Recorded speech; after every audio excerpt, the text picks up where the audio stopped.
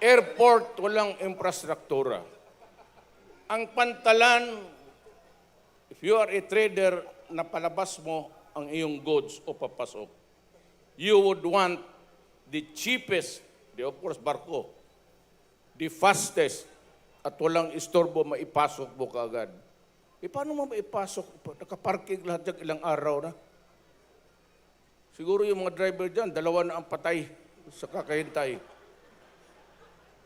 Ganoon eh. Tapos, mag-truck ban kayo, patay na. Legal kasi yan. At ako man sa Davao, hindi ko pinapayagan. Papayagan mo yung kalalaking truck dyan. Maghintay kayo ng gabi. Kaya ganoon. Pero it's moving. Ngayon, dito tayo sa problema sa Pilipinas. Ako po'y naniniwala na may mga tao dito sa Pilipinas hindi alam ang prinsipyo. Pero para